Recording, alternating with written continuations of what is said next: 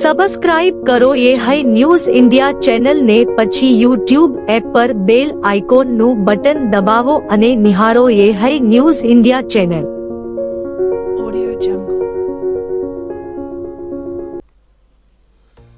બનાસકાંઠાના ડીસામાં 1 વર્ષ અગાઉ ગેરકાયદેસર ફટાકડાની ફેક્ટરીમાં થયેલા ભયાનક બ્લાસ્ટ મામલે હવે તપાસનો ધમધમાટ વધુ તેજ બન્યો છે. આ ગોઝારી દુર્ઘટનામાં 22 પરપ્રાંતીય શ્રમિકોના મોત નીપજ્યા હતા. હવે આ કેસમાં ડીસા મામલતદાર દ્વારા વધુ એક પોલીસ ફરિયાદ નોંધાવવામાં આવતા મામલો ફરી ચર્ચામાં આવ્યો છે. તપાસ દરમિયાન ચોંકાવનારી વિગતો સામે આવી છે. અધિકારીઓને જાણવા મળ્યું કે ફટાકડાની ફેક્ટરીનો કોઈપણ પ્રકારનો વીમો લેવામાં આવ્યો નહોતો. એટલું જ નહીં, ફેક્ટરી ગેરકાયદેસર રીતે ચાલી રહી હોવાની પણ ચર્ચા છે. સુરક્ષાના નિયમોમાં થયેલી ગંભીર બેદરકારીને કારણે આટલી મોટી દુર્ઘટના સર્જાઈ હોવાનું માનવામાં આવી રહ્યું છે. બનાસકાંઠા જિલ્લા કલેક્ટરના કડક હુકમ બાદ વહીવટી તંત્ર દ્વારા કાર્યવાહી ઝડપી બનાવવામાં આવી છે. પોલીસ અને વહીવટી તંત્ર દ્વારા જવાબદારોની ભૂમિકા અંગે ઊંડાણપૂર્વક તપાસ હાથ ધરાઈ રહી છે. તો બીજી તરફ મૃતક શ્રમિકોના પરિવારજનો ન્યાયની માંગ સાથે કોર્ટના દરવાજા ખખડાવી રહ્યા છે. પરિવારજનોએ આરોપીઓ સામે કડક કાનૂની કાર્યવાહી કરવાની માંગ ઉઠાવી છે. તેમના જણાવ્યા મુજબ જવાબદારોની બેદરકારીને કારણે 22 પરિવારો પોતાના સ્વજનોથી વંચિત બન્યા છે. હાલ સમગ્ર મામલે પોલીસ તપાસ ચાલુ છે અને આગામી સમયમાં વધુ ખુલાસા થાય તેવી શક્યતા વ્યક્ત કરવામાં આવી રહી છે. બનાસકાંઠા જિલ્લાના ગઢ પોલીસ સ્ટેશન વિસ્તારમાંથી special operation group SOG Palanpur દ્વારા શંકાસ્પદ ઘી ભરેલું એક પિકઅપ ડાલુ ઝડપી પાડવામાં આવ્યું છે. આ કાર્યવાહીમાં કુલ 19,72,000નો મુદ્દામાલ જપ્ત કરવામાં આવ્યો છે. એસઓજી ટીમને પેટ્રોલિંગ દરમિયાન બાતમી મળી હતી કે GJ36T2274 નંબરનો એક પિકઅપ ડાલુ શંકાસ્પદ ઘીના ડબ્બા લઈને પસાર થવાનું છે. આ માહિતીના આધારે સામઢી મોટાવાસથી આસેડા જતા ડામર રોડ પર કેનાલ પાસે વોચ ગોઠવવામાં આવી હતી. બાતમીવાળું ડાલુ આવતા તેને રોકવામાં આવ્યું હતું. ડ્રાઈવરની ઓળખ જામસિંગ સોલંકી રહે સામઢી મોટાવાસ, તાલુકો પાલનપુર, જિલ્લો બનાસકાંઠા તરીકે થઈ હતી. વાહનની તપાસ કરતા તેમાંથી અલગ અલગ બ્રાન્ડનું 15 કિલોગ્રામના કુલ 176 ડબ્બા મળી આવ્યા હતા, જે શંકાસ્પદ ઘીના હતા. આ ઘીની કિંમત 16,72,000 રાખવામાં આવી છે. શંકાસ્પદ ઘી ઉપરાંત ઘીની હેરાફેરીમાં ઉપયોગમાં લેવાયેલા પિકઅપ ડાલા સહિત કુલ 19,72,000નો મુદ્દામાલ ભારતીય નાગરિક સુરક્ષા સંહિતા 2023ની કલમ 106(1) મુજબ કબજે લેવામાં આવ્યો છે. આ અંગે ગઢ પોલીસ સ્ટેશનમાં કાયદેસરની કાર્યવાહી પણ હાથ ધરવામાં આવી હોવાનું પણ જાણવા મળ્યું છે.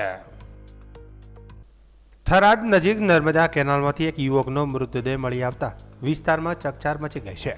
યુવકનો મોબાઈલ ફોન અને પાકીટ કેનાલ કિનારે મળી આવતા આત્મહત્યાની આશંકા વ્યક્ત કરવામાં આવી રહી છે. મળતી માહિતી મુજબ 27 મેની રાત્રે થરાદની પૂજા પાર્ક સોસાયટી નજીક નર્મદા કેનાલ પાસે એક યુવકે મોબાઈલ અને પાકીટ મૂકી કેનાલમાં ઝંપલાયો હોવાનો કોલ થરાદ નગરપાલિકાના ફાયર બ્રિગેડને મળ્યો હતો. કોલ મળતા જ ફાયર ઓફિસર વિરમજી રાઠોડ સહિતની ટીમ તાત્કાલિક ઘટના સ્થળે પહોંચી હતી. સ્થળ પર તપાસ કરતા ફાયર ટીમને એક મોબાઈલ ફોન અને પાકીટ મળી આવ્યું હતું.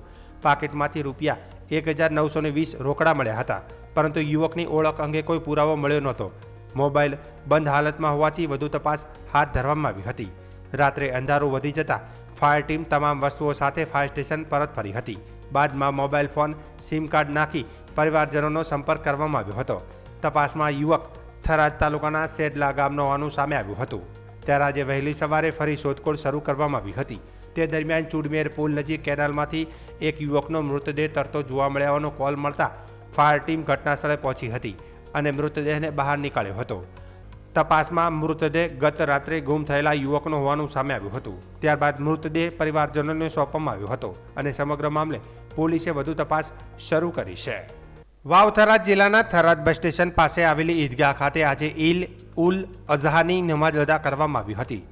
સુન્ની મુસ્લિમના પેશ ઇમામ મૌલાના યુસુફે નમાઝ પઢાવી હતી.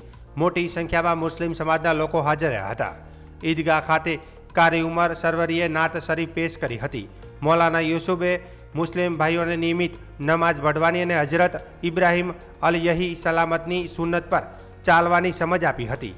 નમાઝ બાદ આગેવાનોએ ઈદગાહ ખાતે પહોંચી મુસ્લિમ સમાજના લોકોને ઈદની શુભેચ્છાઓ પાઠવી હતી. સાથે દેશ માટે શાંતિ અને ભાઈચારો જળવાઈ રહે તેવી દુઆઓ પણ કરવામાં આવી હતી. આ પ્રસંગે ગુલાબસિંહ રાજપૂત, આબાભાઈ સોલંકી, માંગેલાલ પટેલ, પથુસિંહ રાજપૂત સહિત સ્થાનિક આગેવાનો હાજર રહી ઈદની શુભેચ્છાઓ પાઠવી હતી। थराद के अंदर ईद उल अज़हा का त्यौहार शान शौकत के साथ में मनाया गया। इस खुशी के मौके पर हमारे गांव के मुख्य मेहमानों ने अपना कीमती वक्त निकाल कर ईदगाह के अंदर हाजिरी दी। मैं थराद के इन मुख्य मेहमानों का मुस्लिम समाज की तरफ से दिल की अता गहराइयों से शुक्रगुजार बनता हूँ और मालिक की बारगाह में दुआ करता हूँ कि मालिक इसी तरीके से हमें हर त्यौहार आपस में मिलजुल कर मोहब्बत के साथ में हिंदुस्तान के अंदर मनाने की तौफीक अता फरमाए।